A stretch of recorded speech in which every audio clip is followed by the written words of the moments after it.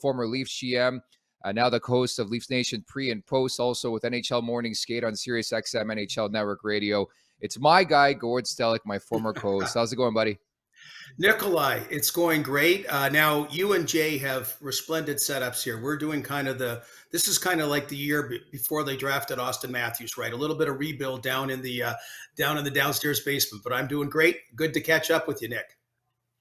Gord, it's so great to see that face and to talk Leafs with you, buddy. The give a shit meter. Do you remember this conversation we had a couple years back? It's like I felt like I was watching the same movie against the Islanders the other night, eh? Yeah, and I heard you in the opening, and of course Jay as well. And it's perception is not often reality, but perception nowadays we know is what people perceive as reality. And it happened in the playoffs in pretty well every deciding game except the one against Tampa Bay, that not only did they go out with their most inept performance, it appeared that they really didn't care. Now, we do know they care. And again, Nick, trying to gauge it, like you mentioned about they bounced back after the Buffalo debacle and had some positives. It does seem, but I wonder over an 82-game regular season for most teams, do they have as many extremes as the Leafs had? Because certainly they're trying to come back, like you mentioned, from another one against the New York Islanders. It's amazing how triggered Islanders fans were when I said like the game didn't matter. But let's be honest, Gord. We've known this playoff opponent for 2 months now. Do you think that the Leafs really care if they had home ice advantage in the first round? Well, I think they should care. But, it's funny, Nick, which you'd remember how you go into the playoffs quite often. Like I remember when they beat Ottawa 4 out of 5 years in the playoffs, and every year the Ottawa Senators were a better team. One year the Leafs finished horribly and then swept Ottawa in 4. Shane Corson was on Alexei Yashin and on and on and on and on. And of course, goaltending made a big difference. But to answer your question, yeah, they're not, there's these teams like the Islanders that every night's kind of like a playoff game. So they're in a different place. Other teams, you don't want to call it coasting, but it's, you want whatever that it factor is for game number 83 and onwards. So I can understand that whether you want to call them off nights or what have you. Tonight against the Florida Panthers, to Jay's point, I mean, this should be more of a test about what the playoffs could be. I would think, and also the bounce back factor. I always am hesitant to gauge what it is like the last 10 games when a team is home and cooled out. But Nick, I do think home ice is important. Particularly Tampa Bay is one of those real strong teams on home. Last change, particularly when you've added Ryan O'Reilly and you've got more depth and balance on the Leafs side, there's more variables you can put into play that make last change even more, to me, more valuable. Yeah, that's exactly what I was going to say. Like, I think that is extremely valuable because I do think that's where we're headed when it comes to Ryan O'Reilly when he's able to come back to this lineup as you put him in the 3-hole, especially from a matchup game against Tampa. I think that's going to be outstanding. What was your general scope, Gord? I know it's been a chaotic last month here in Leafs Nation, but the deadline, the activity here from Kyle Dubas. Checked all the boxes, which, and again, you've given up a lot of futures, which all of a sudden they're considered no big deal. Where when he took over, everyone's judging on like every draft pick was worth like $1 zillion or what it was the next Connor McDavid. But I get it. I mean, this is what they have to do. All the cliches, swing for the fences, you name it. That I do like the fit. Like Nick Foligno was never a fit, and you and I did the trade deadline show back then. He was the big acquisition. Injury was the biggest reason that he wasn't a fit, but he never got acclimated, never really found a role. And I just like in all these particular players they brought in, although to Jay's point, they got a lot of quantity now with Luke Schenn. I understand the variables about Luke Schenn, but you got a lot of D right now. But you added that give up lead factor, like you said, with Noah Cherry and Sam Lafferty. So you needed something different on your third or fourth line. So just nothing that wowed you. I mean, Connor Brown's gone and Zach Hyman's gone, and they've been gone and the previous version of Kasperi Kapanen, that seemed to be a little bit more effective in Toronto. They had a little bit more of that. So that's what they fought as they fought the salary cap. So I did like that. O'Reilly was the perfect ad up front. And then you get someone like McCabe. You needed someone that could be a top 4 defenseman. So checked all the boxes, and that, winning intangible that, say, O'Reilly has, how much does that come into play? How much is it a positive? We'll wait and see. So I know you frequent that press box at Scotiabank Arena quite a bit, and we used to joke back in the day about making tea beside Ilya Mikheyev. But have you spotted Connor Timmins, man? Is he still on the Leafs? I don't know if he's making tea anymore because Mikheyev had torn his wrist up, so you had to help him. and that make tea. I remember that at one time, but yeah, because he was up there for about half the season. Yeah, Connor Timmins. Well, there's the other one. Like I'm just saying, they got so many depth guys. So I mean, you think about it. He was on the verge. He was trying to clear waivers. They were trying to clear him in Arizona to go to the AHL, and I guess the Leafs have decided that what they have is better. I thought it was a nice story. He seemed to salvage his NHL career. That still may be the case. That still may be the case. But, I know Jay Rosehill's that kind of player. So you get really concerned about and talk a lot about the third defense pair, the fourth line. I mean, they're important. It's a team thing, but it's still, to me, it's going to come down to the big guns. I mean, you can play four stud D, a whack of minutes. You can be creative and put O'Reilly out on a super line like he's done many other times when you get an offensive zone faceoff after an icing. So there's, it's to me, you want to get some depth and you want them to contribute, but it's still going to be the big guns that are going to make the difference. That's besides the goaltending. Everyone understands goaltending is huge. Oh, we're going to get to that. Don't worry. But what's your take on Sheldon Keefe? Obviously, I think this time of year when we know the Leafs are going to be in the Stanley Cup playoffs, we know their first round opponent. We're trying to steer the conversation somewhere. And lately, it's been this over coaching narrative. The line shuffling, the D rotation. What's your take on all that when it comes to Sheldon Keefe? Personally, I haven't had an issue with it, but that's where people are pointing the finger because this team has looked out of sorts the last little while.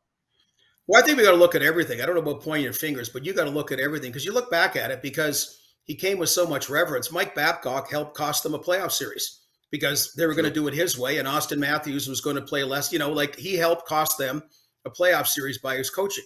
And Sheldon Keefe won at the AHL level, but what can you do at the NHL level?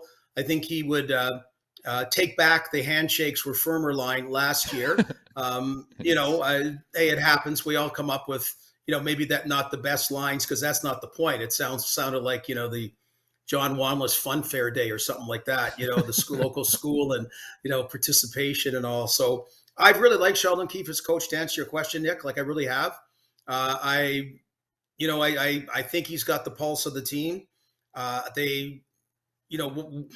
We always look back and what could have been done to stem the tide, particularly against Montreal when you had that series home and cooled out and, you get the horrible giveaway by Galchenyuk, you get a Marner tough, like all these things seem to happen. You don't get a goaltender, making a difference in a game. But, for the playoffs, which he has more because of checking all the boxes at the trade deadline. So he's got more pieces at his disposal to figure out, how is it going to evolve? Part of being a great coach is being a great bench coach, not looking at the tablet all the time. He doesn't. Some assistants do all the time, it seems. But, that's going to be a part of it. And if you're against John Cooper, well, this guy's got Stanley Cups, so that's a tough one. Like he's a really good bench boss. I'm not saying Sheldon Keefe isn't, but obviously that's part of it. That's accountable for the way they've gone out in the playoffs. And I know it's not been him each and every time, but the way they've gone out in the playoffs the last number of years. This series is going to be so fascinating on so many levels. And among them is the goaltending story. Of course, when you have Andrei Vasilevsky at the other end, who I think was pretty pedestrian in that series against Toronto last year, with exception of game 6 and 7, he said, you know what, I'm Mariano Rivera, I'm shutting the door. So with that in mind, I don't want the Leafs to big brain this conversation when it comes to Samsonov or Murray. I get Murray's track record, Gord. I get the resume. I get the 2 Stanley Cups. But to me, it's definitive right now. It should be Ilya Samsonov for game 1, no? Yeah, absolutely. Absolutely. I mean, Carolina Hurricanes are kind of in that situation. Freddie Anderson and Antti Raanta are unproven playoff goaltenders. They've got a good number 3 in Kochetkov. I mean, Joe Wall may be that kind of guy in Toronto. Who knows? Sure. But you really don't want them in the playoffs right now. So I do think if it doesn't happen for Samsonov, just like Grubauer started the first 2 games for Washington when they went on and won the Cup, that given Murray's play, even though, as Sheldon Keefe said, the numbers haven't been good of late, his play has been better than his numbers of late, that you seem to have some depth in that regard. But no question to me, Samsonov's the guy. Yes. Because Jackie Redmond, who I had on last week, I believe, made a really good point. I think it's easier to turn to Matt Murray in a series after it not working out for Samsonov than vice versa. And I think that was a really astute point because I think, automatically they can say, look at the track record, look at the resume, as opposed to going the other way around, the lack of experience with Samsonov, right? Well, unless you can dig up Jeff Zatkoff, right, as the number 3 guy, like he was for for Pittsburgh. But Yeah. Murray has kind of done that Mariano Rivera role, that Cam Ward role all those years ago Yeah. for the Carolina Hurricanes when he came in with Pittsburgh. But I agree. And again, we overanalyze, overthink everything, but that's what Yeah. it's about, being a fan. And just, hey, we had 6 years of Curtis Joseph and Ed Belfour, 4 of Cujo, 2 of Ed. And no surprise, there was some form of playoff success pretty well all of those 6 seasons. I feel like we have this conversation every season when it comes to the goaltending. I know you see the graphic on the screen. It says 3 cats. That's for you. You know, my favorite bar is 2 cats, but I say 3 Yes, I cats do. right now, Gord, because it's 3 games against the Cats in the last 12 for the Toronto Maple Leafs. In some ways, they really control their fate, right? Yeah. The schedule maker, it's a funny one because they seem to have a template that every year there's the same variable in place. And when COVID hit and you and I were doing the games, that Yeah, they had a whack of games left against the Panthers, and they were fighting the Panthers for the final playoff spot. Like, they really needed it. sure. So this isn't the case now, but yeah, there's no question about it. I mean, boy, Pittsburgh, what a big win they had last night against Colorado. It's just like, will the real Florida Panthers please show up? Like, they're the President's Trophy winners last year, and they've been really underwhelming. And every time they got close, they just faded away. Now, this time, everybody else faded away: Buffalo, Ottawa, Washington, and Detroit, right? And all of a sudden, wow, yeah, like Florida's just kind of hung in there. So, huge game tonight, like you mentioned. They'll have 3 against the Maple Leafs. I mean, hey, Florida's going to have to play Boston in the first round. It's not like you're trying to choose your own poison if you're the Maple Leafs. You just got to get by the first round, and your season's already a success. You're going to get your butt kissed like you won a Stanley Cup, which is ridiculous. But that's really what your focus is. But yeah, I mean, they have to put up a battle for the other teams that are fighting it too. You want you want competitive games, like a lot of the Connor Bedard lottery teams are doing. I mean, they're competing. They're not tanking. They're playing hard. That's what you want. Yeah, I don't want that country club feel. And again, I won't lie, I got the PTSD back on Tuesday. It was the same Leafs team. It looked like a preseason game. Like, show up. The playoffs are around the corner. But anyways, before I let you go, Big you were save, though. infamous and Big are save still by in. Sorokin. Sorry, big save by Yes, yes. Sorokin, though, I think was one difference. But yeah, Yeah. sorry for interrupting. Yeah. No worries. And that's the big thing for me. I think, a lot of people try to ask the question, what could set the Leafs apart in the Stanley Cup playoffs? You're not going to get Andrei Vasilevsky, but sometimes you need to make that big save, right? Liljegren turns the puck over. Yeah, that stinks. But I think, they have to come up with that stop when it matters most, if that makes sense. Yeah, I mean, way back when Felix Potvin gave that goaltending when you weren't sure about him. Yeah. You look at Corey Crawford, was getting scrutinized in Chicago. Was the goaltending good enough?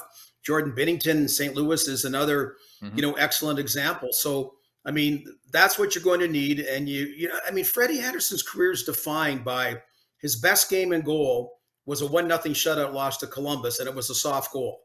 Like, they should have scored 8 goals against Columbus, okay? But that just is the way the bounces, the karma, all that stuff has never happened their way in the playoffs. And that's what they got to get this year. Same in Binnington's year. St. Louis could have been eliminated by Dallas if it wasn't for some lucky fortuitous bounces in the conference final. But I'm getting ahead of myself, because to win it all, you need those bounces and breaks and not the controversial penalty call against you in Game 7. But the goaltending, if it's sensational, that's great. If they steal a game or two, wow, you probably win the series. But it's got to be good enough to give you a chance to win. And Campbell did it last year. Every other year, it hasn't been good enough to give you a chance to win every game. It has not. And lastly, just to finish up here, this is an inside joke, but whatever. It appears there's no cure for Alex Kerfoot, Gord. I would love to see this guy score another goal. Oh, geez. Like, and Nick to get, I know, an inside joke because some guy has fun, talk about what else was there? Kerfoot and Zingly do and all that kind of whatever. But anyway, and Kerfoot last year, again, the bad penalty, but then he made them 2 men short. Okay. And I know he's out there killing a penalty, but they had to call that. And that was really the killer as far as it went. And he is the Michael Grebner about just not being able to finish pucks and put them in. And yeah, these are the kind of guys, and his cap hit is really significant compared to some of the others. The supporting cast, they got to get something. And that's why they added Achari and Sam Lafferty, hopefully to be part of that injection to that element. Yeah, and I keep saying if the Leafs are going to do something substantial, they need Kerfoot to be like that Arturi Lehkonen guy. And when you haven't scored Yeah. in like 25 games, I don't know about that. But Gord, it's always great to catch up. It felt like old times today. Appreciate your time, and let's hope for a long playoff run. Okay. Yeah. I'll see you at Three Cats. Okay. New bar coming soon. Thanks, Gord. See you, buddy.